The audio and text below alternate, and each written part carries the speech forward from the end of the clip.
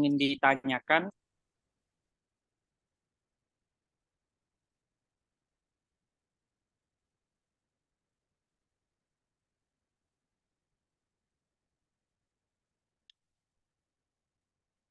Baik, Assalamualaikum warahmatullahi wabarakatuh. Selamat pagi, Mas Osi, teman-teman sekalian.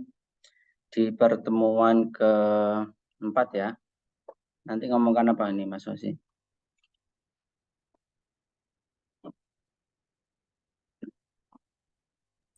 Terkait dengan bagaimana kita mencari masalah ketika membuat tema, terus urgensinya apa, relevansi masalah itu apa, seperti itu. Terkait dengan karakteristik pemilihan masalah yang ingin kita kaji. Oke, baik. Jadi ini juga termasuk bagian yang penting ya di dalam proses penelitian, mencari sudut masalah. Ini biasanya jadi momok bagi mahasiswa ya, mencari masalah apa yang sekiranya bisa dikaji, yang kadang-kadang masalah itu tidak harus yang bersifat viral dan sejenisnya. Dan mengulik terutama di bidang ilmu pemerintahan ya, mengulik fenomena masalah di pemerintahan yang bisa jadi itu sebenarnya masalah yang sudah sehari-hari, cuman belum banyak dilihat, belum banyak dikaji oleh sebagian banyak orang. Tapi kita bisa melihatnya itu sebagai suatu masalah. Nah, contohnya semacam itu. Selanjutnya saya persilahkan Mas Sosi untuk melanjutkan.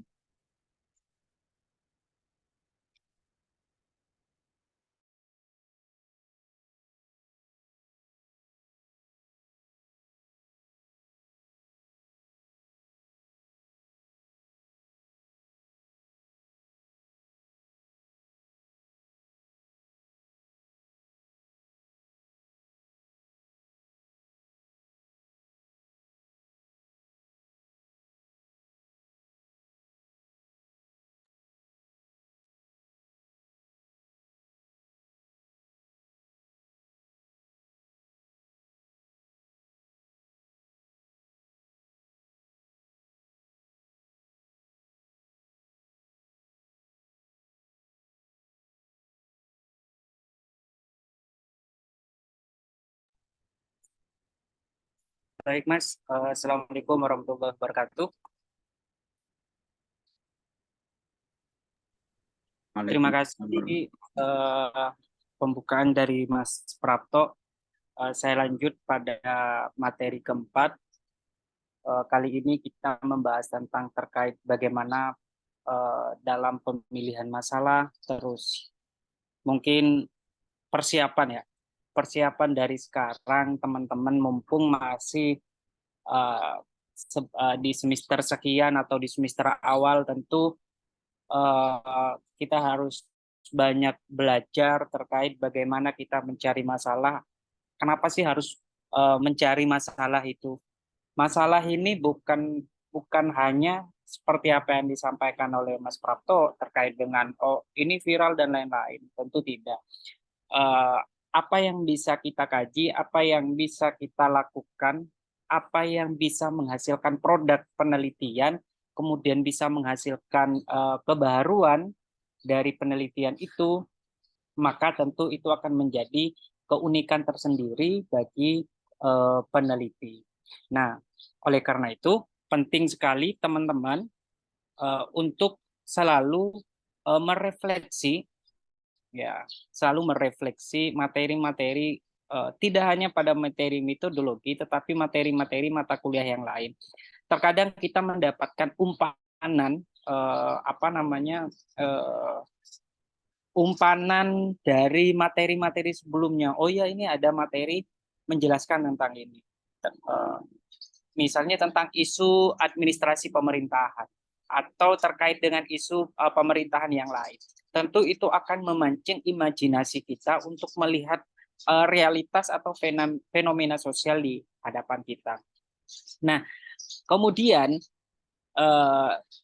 metodologi, mata kuliah metodologi ini sebagai pengantar acuan bagi teman-teman semuanya untuk memudahkan memudahkan teman-teman untuk melakukan penelitian, memahami penelitian, mencari tema, memahami tentang pendekatan-pendekatan penelitian, kemudian apakah masalah ini atau kajian ini bisa dikaji dengan pendekatan ini, dengan paradigma ini, dan lain-lain.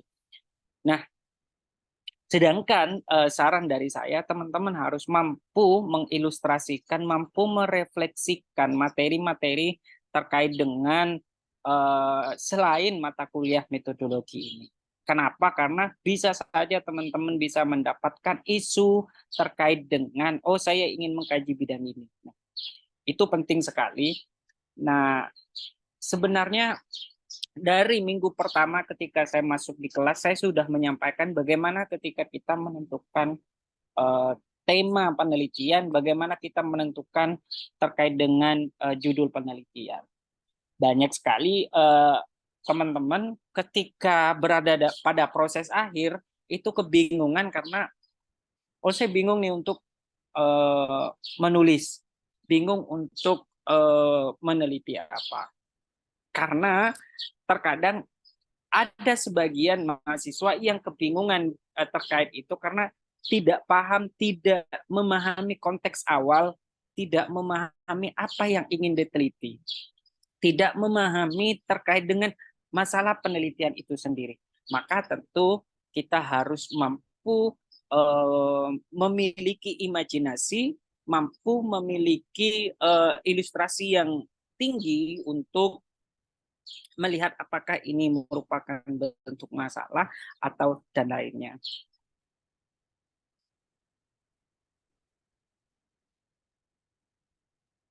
Nah, kemudian apa saja pertimbangan ketika kita memilih masalah penelitian? Ya. Nah, di awal pertemuan saya jelaskan bagaimana kita menentukan atau melihat atau menulis terkait dengan tema yang ingin kita tulis, penelitian yang ingin kita tulis. Nah, pertama saya pernah saya sampaikan bahwa apakah kita akan melihat penelitian ini dari empirik ke teori atau teori ke empirik. Itu pernah menentukan tema.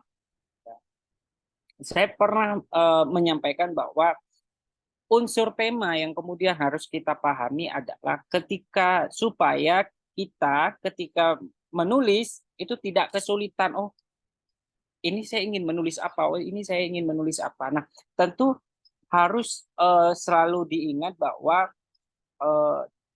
tema itu mengandung beberapa unsur. Salah satunya adalah terkait dengan isu atau fenomena sosial. Yang kedua terkait dengan teori atau perspektif yang kita gunakan. Artinya adalah tema itu adalah sekumpulan isu atau fenomena sosial yang kita kaji menggunakan teori atau perspektif tertentu. Itu adalah tema.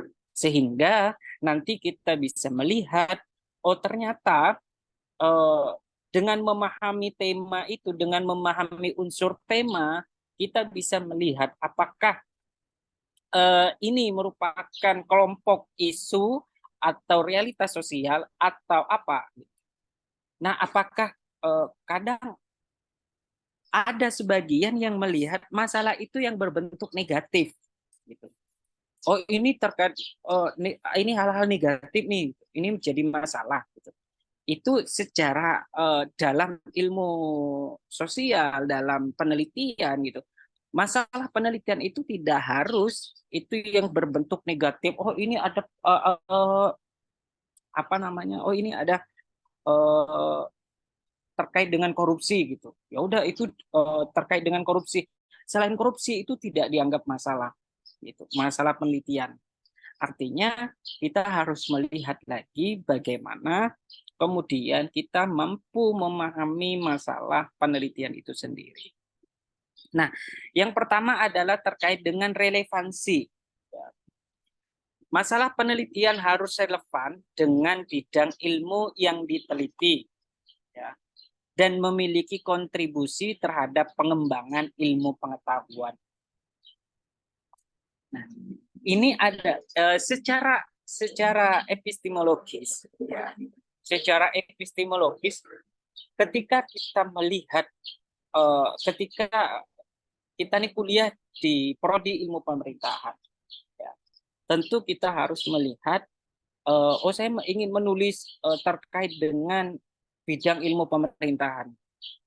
Tidak mungkin kita keluar dari konteks bidang ilmu yang kita yang kita geluti, yang kita jalani.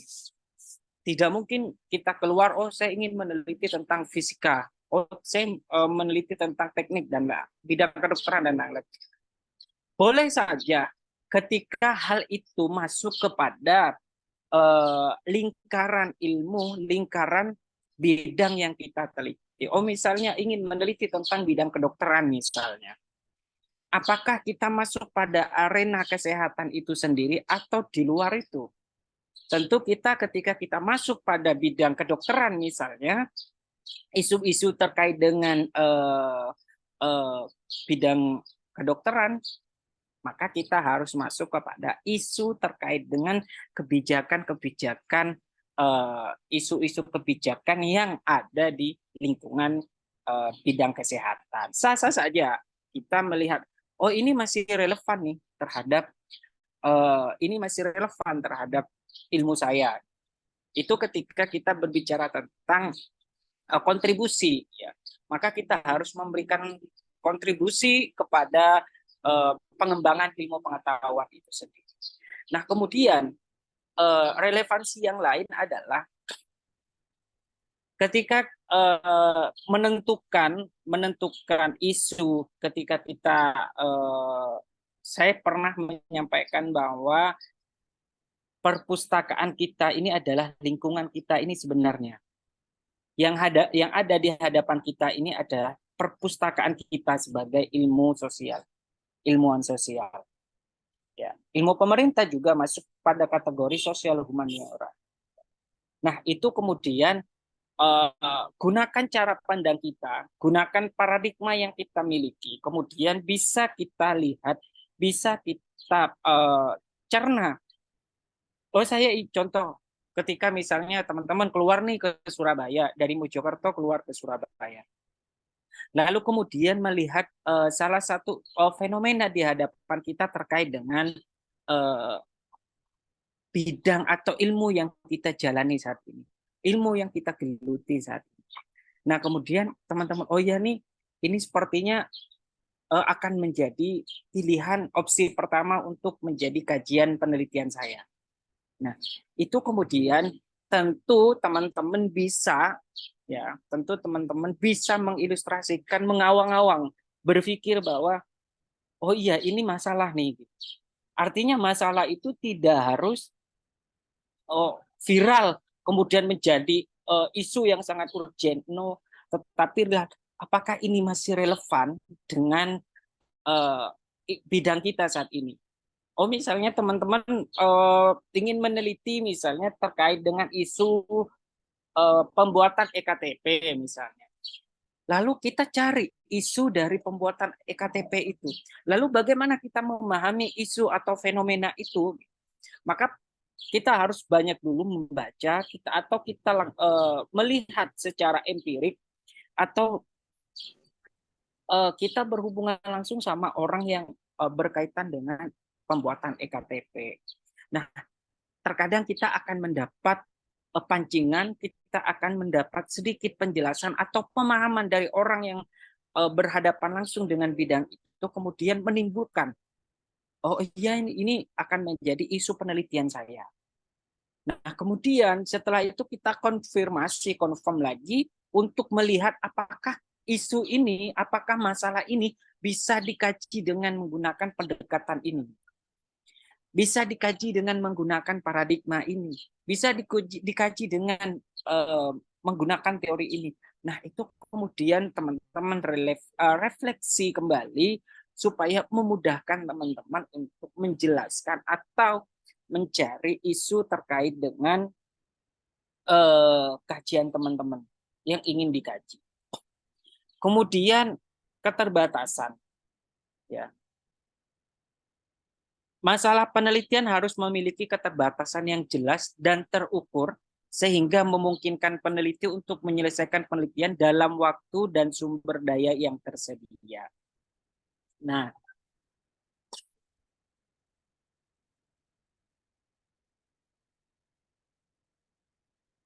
di bagian ini, nah, ada sebagian juga yang beranggapan bahwa penelitian EKTP, contoh ini penelitian EKTP sudah banyak dilakukan misalnya. Nah, maka kita harus melihat bahwa penelitian yang sudah dilakukan oleh orang lain tentu memiliki keterbatasan-keterbatasan tertentu yang tidak mungkin secara utuh oleh peneliti yang lain itu disentuh.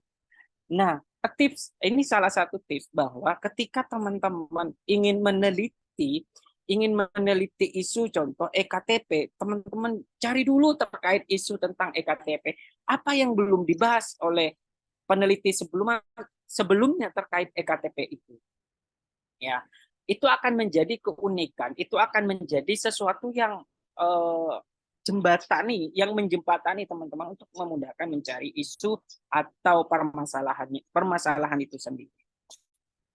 Nah, selain itu, ya, kita sebagai peneliti juga tidak mungkin melakukan penelitian itu secara karena penelitian EKTP langsung disusun secara struktural, langsung disusun semuanya terkait dengan EKTP.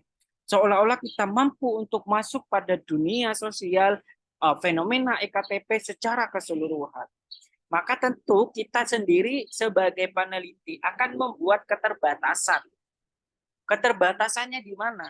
Maka kita harus menjelaskan, kita harus memberikan penjelasan di bagian naskah kita nantinya kita berikan penjelasan bahwa penelitian ini memiliki keterbatasan tertentu. Bahwa contoh secara metodologi saya menggunakan kualitatif yang mungkin tidak bisa menyentuh ke arena di mana EKTP ini disentuh dengan menggunakan metode kuantitatif. Secara teori juga seperti itu.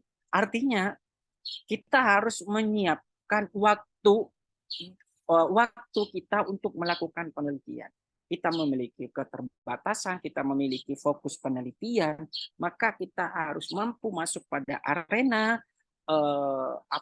keterbatasan dan fokus penelitian itu.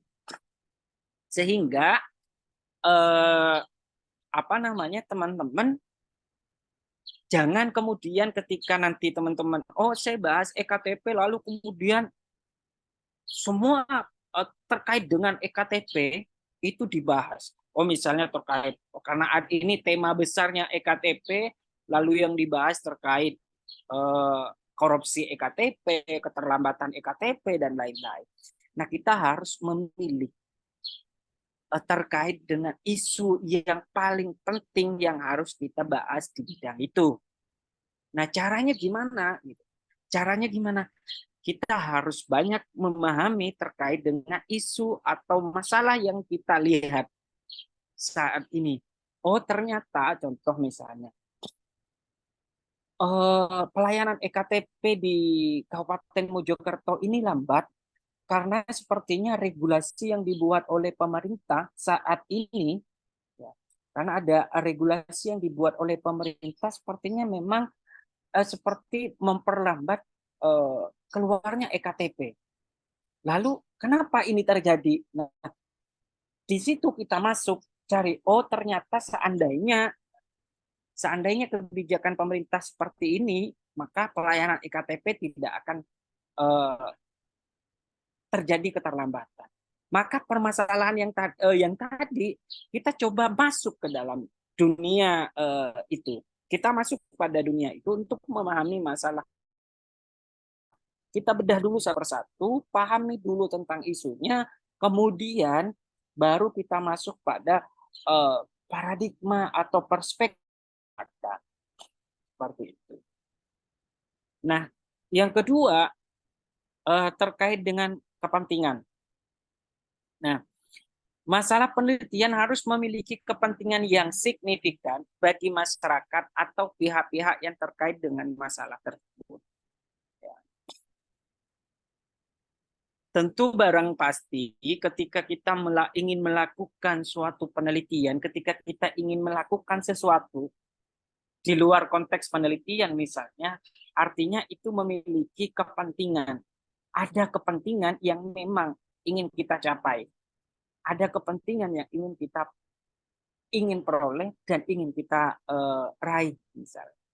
Nah, pada konteks penelitian juga seperti itu. Artinya kita tidak mungkin melakukan penelitian kalau tidak memiliki manfaat, kalau tidak memiliki sumbangsih terhadap orang lain.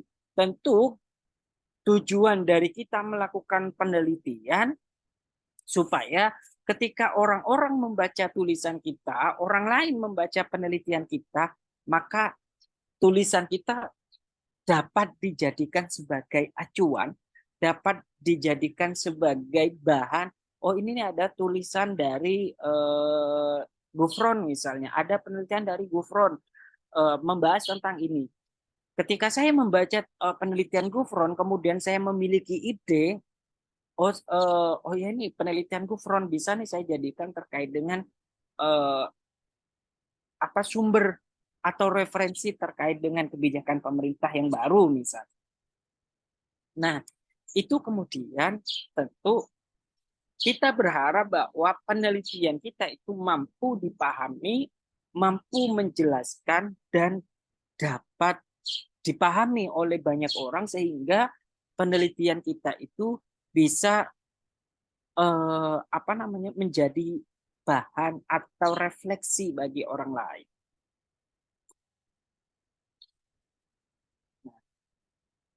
Yang keempat, pertimbangan keempat adalah kesesuaian.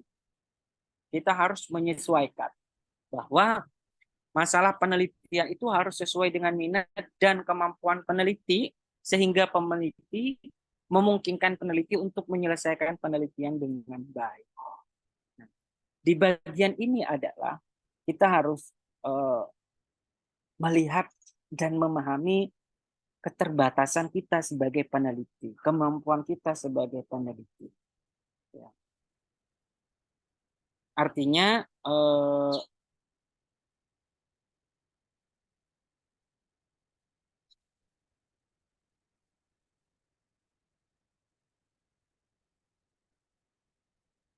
adalah kita sebagai peneliti harus mampu memahami terkait dengan apa yang ingin kita kaji nih. Gitu. Makanya lagi-lagi berbicara terkait dengan minat kita. Ya. Nah sekarang minatnya apa nih gitu? Apakah ingin menjadi, apakah minat kita ini misalnya ilmu pemerintahan? Nah, oh ya nih saya nantinya saya ingin menjadi sebagai kebijakan analis misalnya. Maka teman-teman harus mampu memahami minat. Ya. Minat kita ini apa?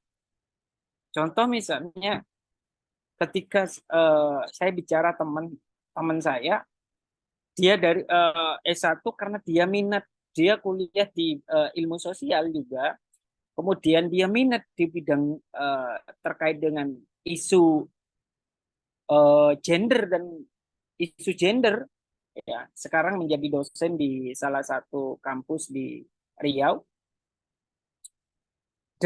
Dia benar-benar menekuni dia benar-benar menekuni terkait dari minat yang ingin dia tekuni, bahwa karena dia minat terkait dengan isu-isu gender, isu-isu tentang feminis, maka dia menggeluti, dia benar-benar memahami terkait isu-isu terkait feminisme, terkait dengan gender dan lain-lain.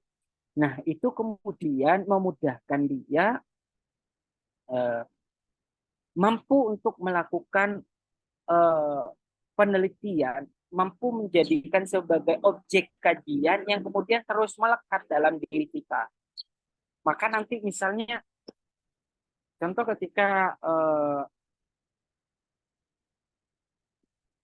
Nabila misalnya meneliti tentang isu terkait dengan korupsi, maka orang-orang akan mengenal seorang Nabila ketika suatu saat nanti menjadi lulusan yang terbaik, kemudian menjadi lulusan yang bisa diambil oleh orang banyak untuk disumbangsikan ilmu pengetahuannya. Maka ketika kita memahami minat terkait korupsi misalnya, maka orang lain akan memanggil nama Nabila untuk memberikan penjelasan sebagai ahli di bidang korupsi itu, di bidang ilmu, di bidang korupsi, di bidang ekonomi dan lain-lain. Nah, maka mari kita samakan persepsi bahwa mulai dari sekarang teman-teman harus mampu memahami keinginan kita ke depannya ingin menjadi apa. Kita nanti akan menjadi apa. Maka perbaiki minat kita dari sekarang. Ya. Kita pahami minat kita, kemudian sehingga nanti akan menjadi kemampuan dasar kita sebagai peneliti untuk terus melakukan riset terkait dengan isu tersebut. Ya. Contohnya lagi ketika Nabila misalnya tadi ketika benar-benar menekuni terkait dengan minat yang ingin dia apa namanya kaji, maka Nabila akan terus-terusan melakukan pengkajian terkait dengan isu korupsi, kemudian nantinya akan dipanggil oleh orang banyak. Maka itu dari sekarang teman-teman harus mampu memahami itu. Teman-teman dari sekarang harus mampu melihat bahwa jangan sampai ketika nanti pada saat ingin sudah waktunya menulis skripsi, sudah waktunya menulis proposal, maka teman-teman kebingungan, oh saya harus menulis apa, saya harus menulis tentang apa, saya harus menulis tentang apa. Nah, jangan sampai itu terjadi. Kenapa? Kalau hal itu terjadi, maka akan memperlambat perjalanan teman-teman untuk melakukan penelitian itu. Oleh karena itu, maka dari sekarang dengan mendapatkan banyak materi, mencoba untuk merefleksi, mencoba untuk melihat isu, melihat terkait dengan fenomena sosial. Supaya apa? Supaya dapat memudahkan teman-teman ketika tiba pada saat di mana teman-teman menulis atau ingin melakukan penelitian kualitatif. Teman-teman, saran saya bahwa ketika teman-teman dari sekarang nih, oh paham nih, oh saya ingin menjadi ahli atau saya ingin meneliti terkait dengan kebijakan pemerintah terkait dengan bantuan sosial PKH misalnya. Terus terkait dengan kartu Indonesia Pintar atau kartu Indonesia Sehat misalnya. Terkait kebijakan-kebijakan, keuntungan masyarakat ini apa, keuntungan pemerintah ini apa yang harus kita kaji. Nah, ketika teman-teman mampu melihat isu itu, mampu merefleksikan isu-isu yang ada di hadapan kita, cobalah untuk membuat apa namanya narasi, membuat beberapa kalimat yang kemudian traveling ke dosen-dosen, datang ke dosen-dosen di kampus. Pak, saya ingin diskusi, ajak diskusi, dosen yang terkait dengan di dosen-dosen yang ada di ilmu pemerintahan di UNIM, ajak diskusi, kemudian Pak, kayaknya nanti saya mau ketika skripsi saya ingin menulis ini, saya minat penelitian ini, saya minat terkait dengan kebijakan isu tentang kebijakan ini. Nah, Nah, itu akan memudahkan teman-teman sekali lagi ketika nanti sudah sampai pada waktu di mana teman-teman menulis proposal atau ingin melakukan penelitian.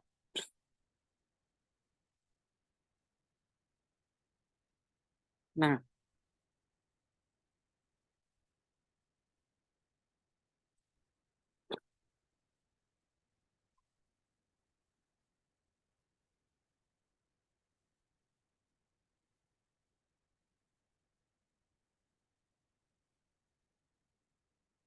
kemudian seperti apa karakteristik penelitian itu? Banyak karakteristik apa namanya yang dapat kita ambil, yang dapat membantu kita menjadi perangkat untuk menjelaskan isu yang ingin kita kaji. Salah satunya adalah relevansi dari masalah itu. Tadi kita membahas tentang pertimbangan dalam memilih masalah penelitian. Kemudian setelah melakukan pertimbangan, maka kita harus melihat karakteristik dari masalah penelitian itu sendiri. Yang pertama adalah masalah penelitian harus memiliki relevansi yang jelas dan signifikan terhadap bidang studi yang diambil. Hal ini akan memastikan bahwa penelitian yang dilakukan memiliki nilai tambah dan memberikan kontribusi bagi pengembangan ilmu pengetahuan dan bidang dan praktik di bidang tersebut. Sama seperti penjelasan di awal bahwa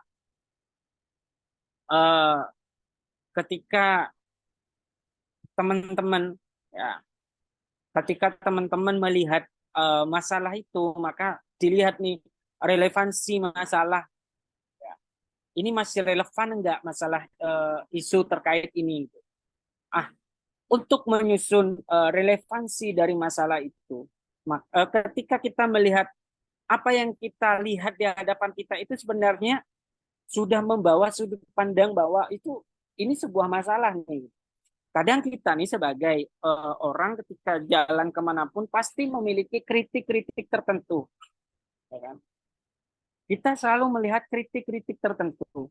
Ketika jangan kita jauh-jauh misalnya, ketika datang ke kafe misalnya, mesti kita menemukan kritikan yang timbul dalam diri kita. Kritikan itu apa?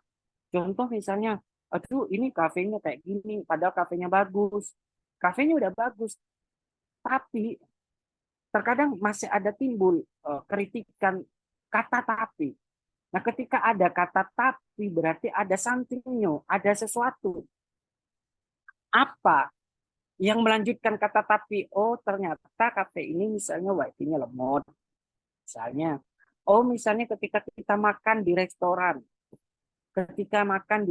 misalnya, ini padahal makanannya sudah enak, gitu, tetapi tempatnya jorok dan lain-lain.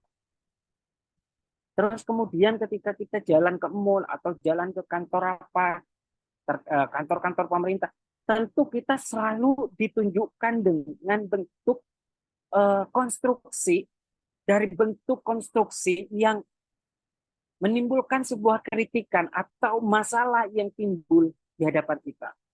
Makanya apa yang kita lihat itu bisa menimbulkan masalah. Tetapi lagi-lagi, ya, lagi-lagi ketika kita sudah menemukan masalah itu, ketika kita sudah menemukan masalah di hadapan kita, apakah masih relevan atau relevan, memiliki relevansi tidak dengan bidang ilmu yang kita kaji, dengan bidang ilmu yang kita geluti. Oh misalnya, oh ya nih, ini masih relevan dengan, oh ini masuk pada isu terkait kebijakan publik misalnya. Oh ini masuk ke isu terkait dengan administrasi publik misalnya. Nah, kemudian kita lihat banyak kita ingin kajian ini akan dikaji dengan menggunakan paradigma apa ya? Udah saya menggunakan paradigma misalnya secara teoritik saya menggunakan paradigma fakta sosial misalnya. Nah, apakah kajian itu relevan? apakah itu relevan, maka kita tinjau ulang. Ya. Makanya teman-teman harus banyak diskusi, ya, banyak diskusi dengan orang yang memahami terkait banyak terkait dengan ilmu yang kita geluti. Materi yang saya sampaikan hanya sebagai pengantar, tidak mungkin sebagai pengantar dan mungkin dapat dipahami oleh teman-teman, tetapi tidak kemudian selamanya akan mampu dipahami. Maka teman-teman harus memiliki jembatan-jembatan yang bisa menghubungkan dari mata kuliah saya dengan mata kuliah yang lain. Supaya apa? Supaya memudahkan, ya, supaya memudahkan ketika teman-teman sudah ingin menyusun suatu isu sosial atau fenomena sosial yang ingin teman-teman kaji. Seperti itu. Nah, kemudian kemampuan kita dalam mengatasi masalah. Ya. Masalah penelitian harus dapat diatasi dengan metode penelitian yang tepat dan memadai. Hal ini akan memastikan bahwa penelitian yang dilakukan memiliki potensi yang menghasilkan solusi atau rekomendasi yang bermanfaat dalam mengatasi masalah tersebut. Nah, di bagian ini tadi yang sudah saya sampaikan bahwa ketika masalah itu sudah sesuai relevansi, lalu kemudian kita meninjau relevansinya, kemudian kita meninjau dari segi paradigma, dari segi teori misalnya, lalu kemudian akan menggunakan metode penelitian apa. Nah, kita kembali lagi bahwa seperti materi yang sudah saya sampaikan di awal, bahwa di pertemuan sebelumnya, kalau kita berangkat dari isu empirik, maka itu sudah barang pasti isu itu dapat dikaji dengan metode penelitian kualitatif. Tetapi ketika kita berangkat dari teori ke empirik, maka sudah dapat dipastikan itu pendekatan metode penelitian kuantitatif. Nah, maka sekali lagi bahwa teman-teman nantinya harus selalu diobrak-abrik, dibongkar lagi materinya, selalu siapkan waktu 5 atau 10 menit dalam sehari untuk untuk merefleksikan materi-materi yang sudah disampaikan oleh tim-tim dosen yang lain. Ya. Tidak hanya berlaku pada mata kuliah ini, tetapi juga berlaku pada mata kuliah yang lain. Silakan teman-teman harus mampu untuk menjelaskan, mampu untuk mengulang kembali materi itu. Siapkan waktu 5 sampai 10 menit untuk selalu mengingat, selalu mengulang apa yang disampaikan oleh dosen-dosen yang lain. Supaya apa? Supaya kemudian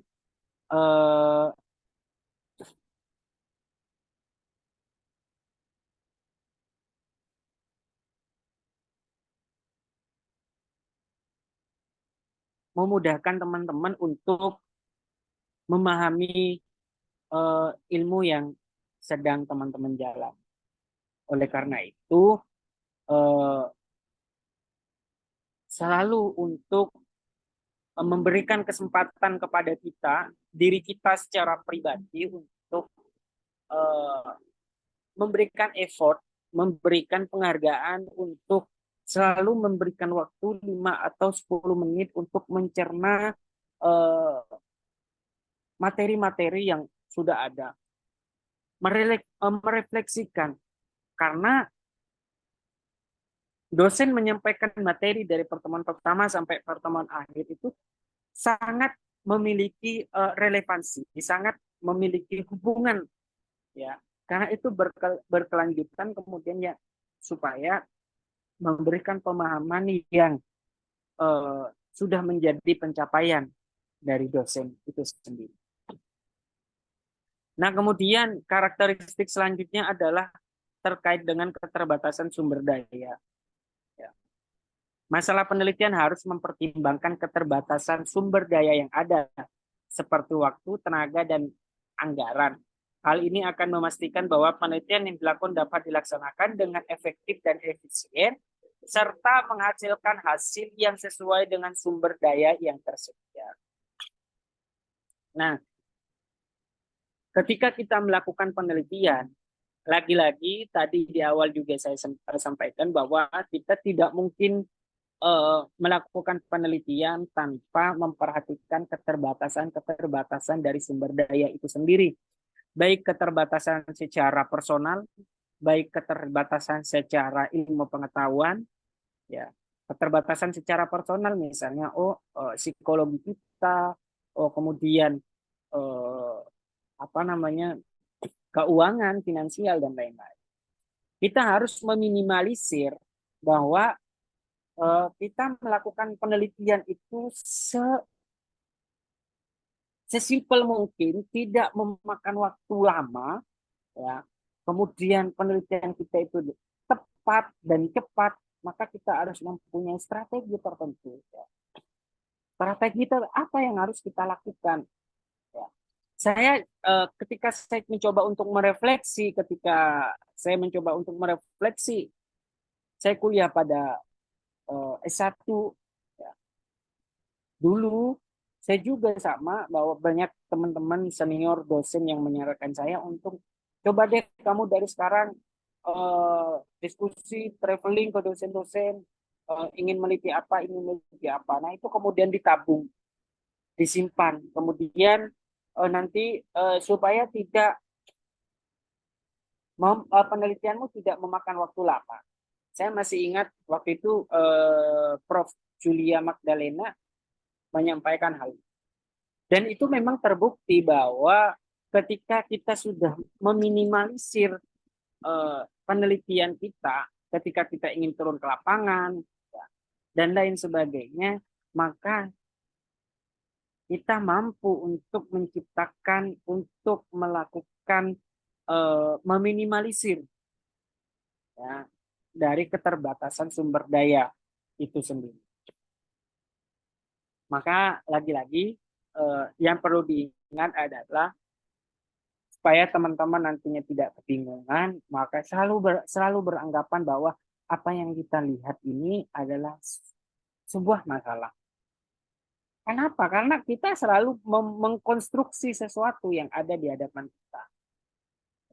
Kemudian setelah itu terus kita latih, baik mempelajari tentang paradigmanya, mempelajari tentang metodologinya, dan lain-lain. Maka hal itu kemudian jangan sampai teman-teman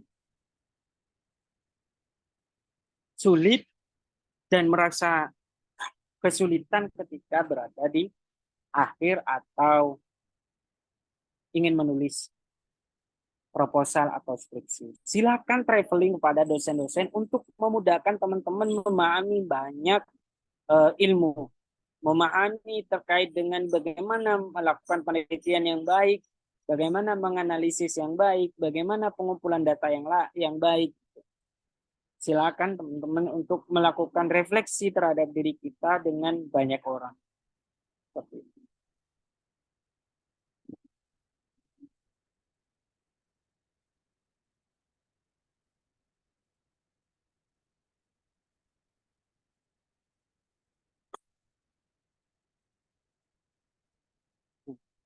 Nah, kemudian ketika sudah melakukan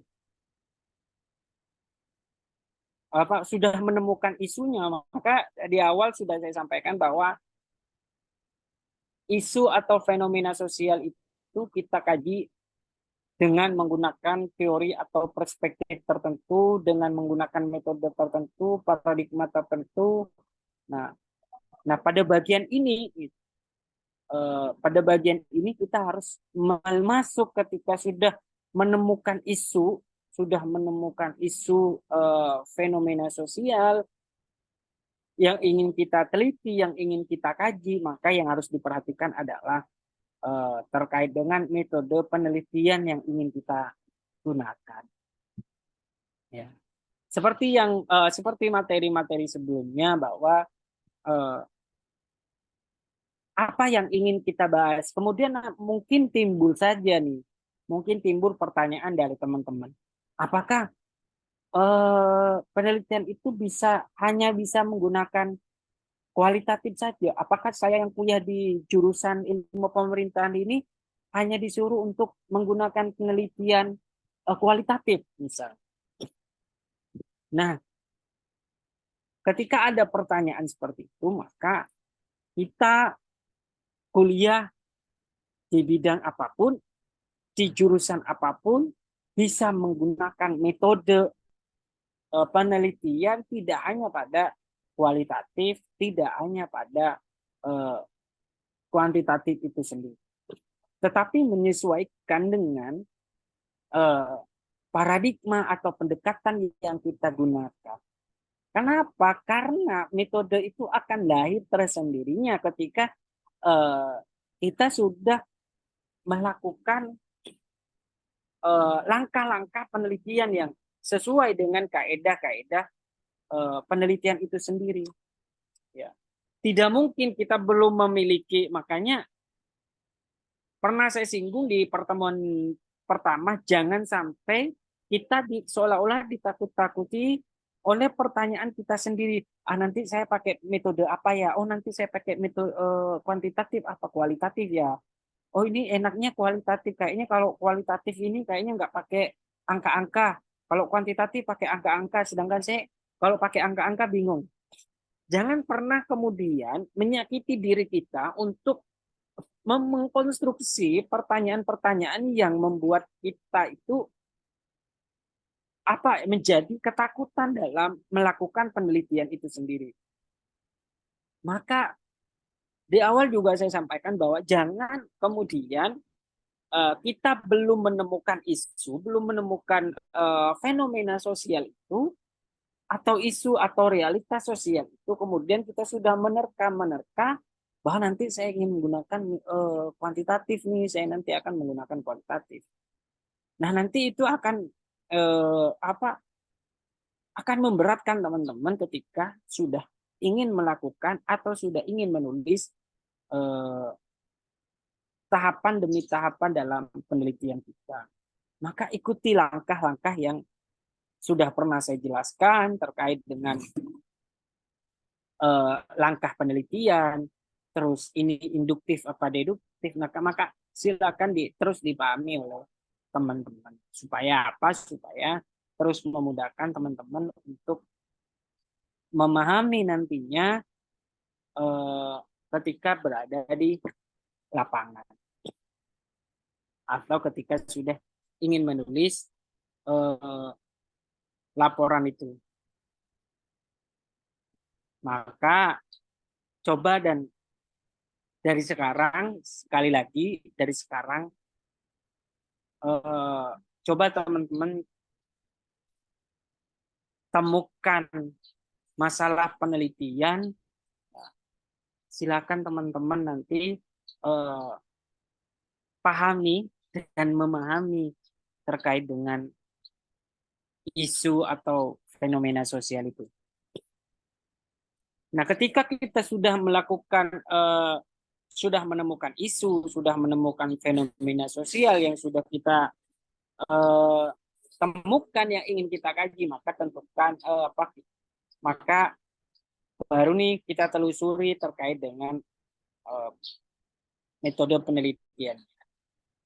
Sesuai dengan langkah-langkah penelitian yang sudah kita lakukan, maka itu akan melahirkan sebuah metode. Nah, selanjutnya terkait dengan setelah menemukan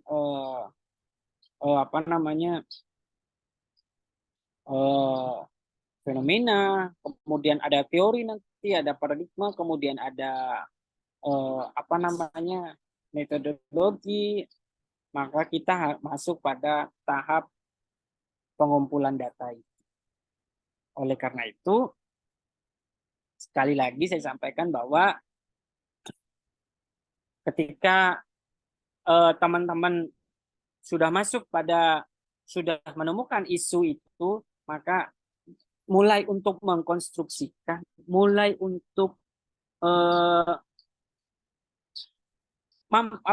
mampu memulai untuk menjelaskan isu atau fenomena sosial. Saya kira apa yang ingin kita kaji, apa yang ingin kita lakukan penelitian, saya kira tidak akan menemukan kesulitan ya ketika kita sudah mampu memahami isu atau fenomena itu sendiri. Harapan saya adalah teman-teman ketika melakukan penelitian, ketika nanti mencari isu masalah penelitian, jangan yang memberatkan psikologi kita. Jangan sekali lagi jangan sampai kita itu menulis penelitian yang dapat memberatkan diri kita, pikiran kita, kemudian psikologi kita, kemudian nanti karena down, takut ketemu dosen karena ini dan lain, itu jangan sampai. Maka dari sekarang saya sampaikan, carilah isu atau fenomena itu yang enak, nyaman untuk kita kaji, dan kita tidak merasa takut dengan fenomena itu ketika kita sudah nantinya konsultasi dengan dosen.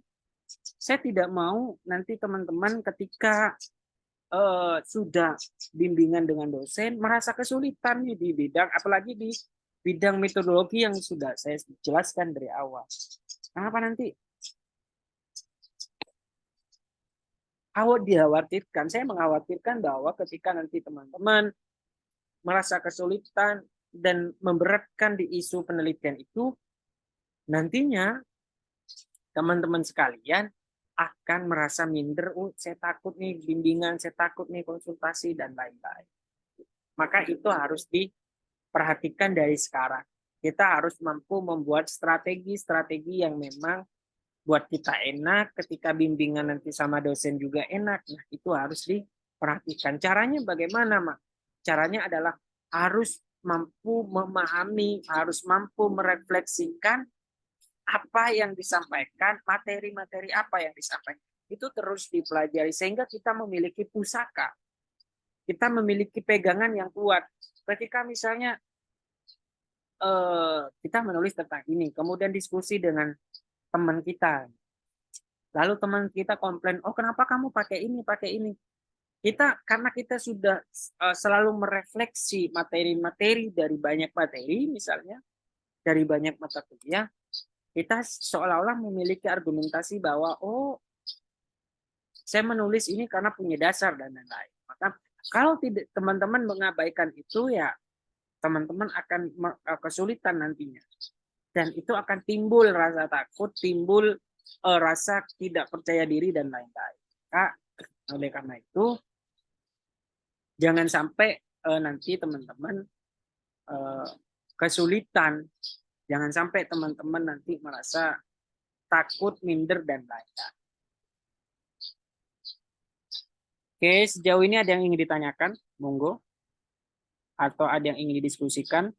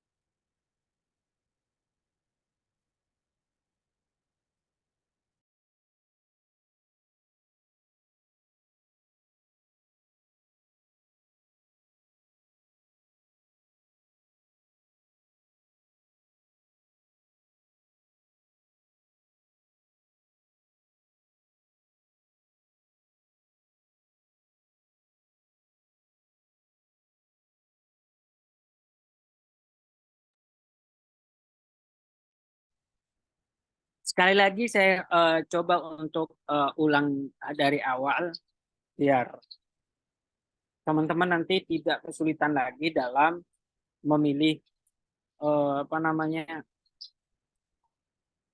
permasalahan atau isu itu, atau atau isu sosial atau fenomena sosial. Maka teman-teman harus selalu eh, yang selalu diingat adalah jangan sampai teman-teman melupakan kaidah-kaidah eh, penelitian, kaidah-kaidah penelitian yang kemudian dapat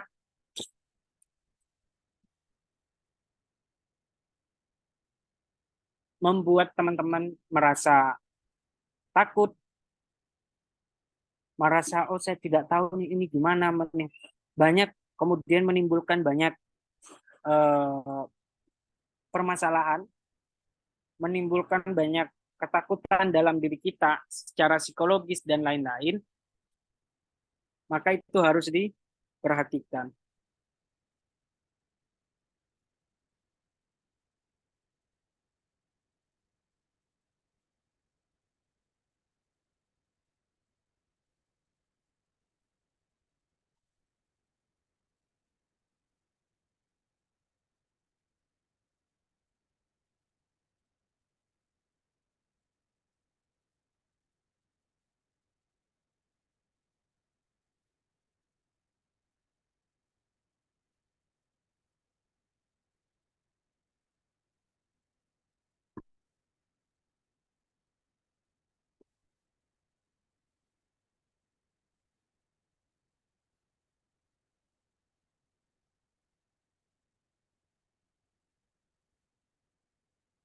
Nah, saya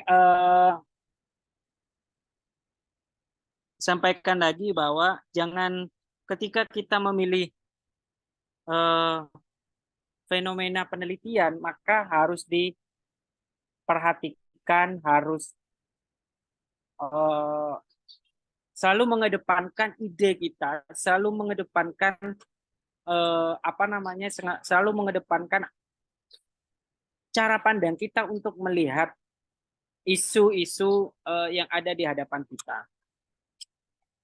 Maka teman-teman harus selalu memperhatikan itu supaya tidak memberatkan teman-teman ketika nanti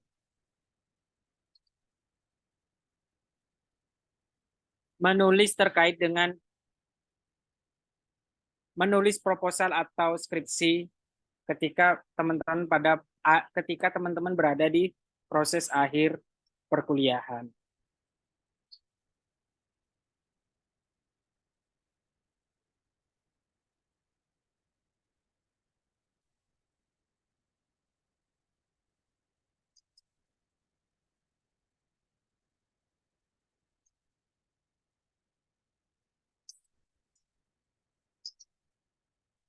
Sejauh ini ada yang ingin ditanyakan, monggo.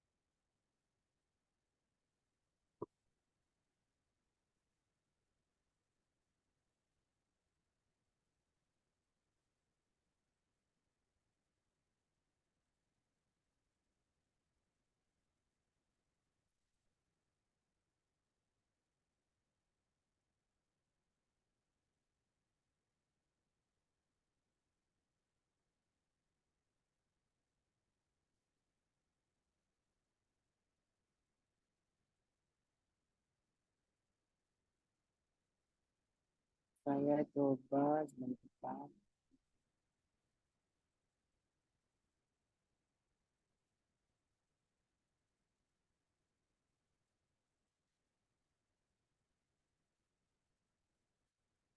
Januar, halo Januar.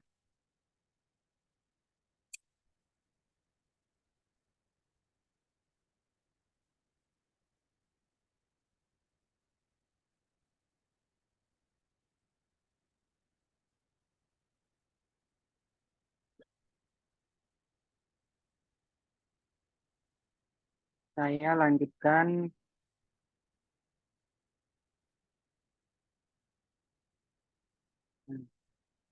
Jadi nanti teman-teman itu harus ingat terkait dengan ini.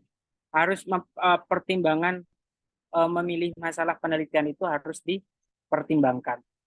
Oleh karena itu, silakan teman-teman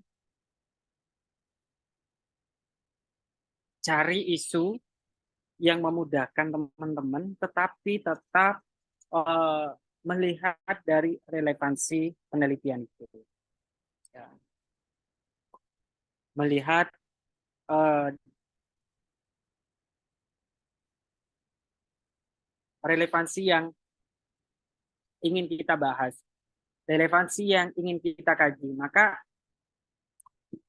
tidak, saya rasa mencari isu atau fenomena sosial itu tidak sulit, tidak apa namanya, tidak sulit ketika kita mampu melihat bahwa di depan kita itu di depan kita itu adalah fenomena, adalah isu sosial. Ya. Bahkan ketika kita melihat sampah saja, ya, ketika kita melihat sampah itu udah masalah dalam diri kita, udah masalah dalam udah barang tentu dapat diteliti. Kenapa? Timbul lagi pertanyaan, ini kenapa sih pemerintah ini tidak membuat kebijakan terkait dengan tempat pembuangan sampah? Kenapa pemerintah tidak melakukan pengawasan? Kenapa pemerintah tidak melakukan controlling? Atau kenapa pemerintah hanya membuat kebijakan pembuangan sampah tetapi tidak melakukan controlling, tidak melakukan pengawasan dan lain-lain. Nah, sehingga di jalanan, di gang atau di mana masih banyak sampah yang masih terbuang sembarangan seperti itu. Nah, itu barang tentu bisa kemudian kita kaji di terkait dengan climate change, terkait isu climate change yang uh, apa namanya, perubahan iklim dan lain-lain, sampah yang bisa menyebabkan terkait dengan perubahan iklim.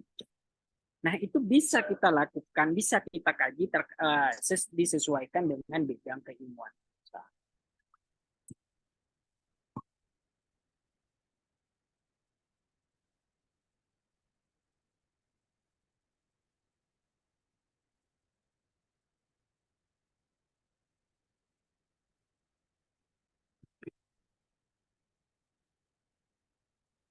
Oke. Uh, Kalau tidak ada pertanyaan, saya untuk pertemuan keempat saya potong waktu saya karena ada keperluan mendadak. Ya, saya dipanggil oleh tim promotor ya untuk ketemu saat ini, bisa nanti dilanjutkan oleh Mas Prapto. Saya potong waktunya beberapa seharusnya selesai jam 9.30 ya. Saya potong sampai jam 9. Nanti akan ada sesi tambahan dari saya atau kita diskusi terkait dengan apa namanya, terkait dengan pemilihan masalah dan lain-lain. Ada satu materi lagi karena saya kali ini di pertemuan keempat saya buat dua materi ya. Nanti saya coba share lagi ke Marta karena setiap materi saya sampaikan saya kirim ke Marta. Saya kembali ke Mas Prapto.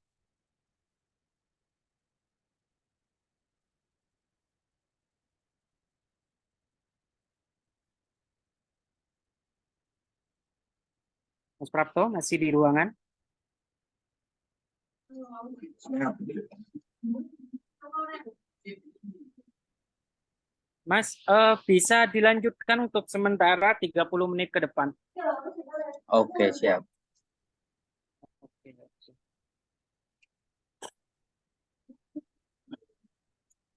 Saya sampaikan lagi, Mas, untuk minggu depan, hari Selasa, tanggal 7, sepertinya saya tidak bisa masuk. Itu mungkin bisa diganti dulu sama Mas Prapto, karena di tanggal 7 pagi saya ada ujian. Geser hari aja. Oh, geser hari nggak apa-apa ya? Nggak apa-apa. Oh, nanti kesepakatan teman-teman Nah, juga ya. iya, nanti tak tawarkan ke teman-teman bisanya kapan. Oke, baik. Mohon waktunya dulu, Mas ya. Bisa dilanjutkan beberapa waktu dulu. Oke, siap. Oke, terima kasih. Saya akhiri. Assalamualaikum warahmatullahi wabarakatuh. Waalaikumsalam. Waalaikumsalam warahmatullahi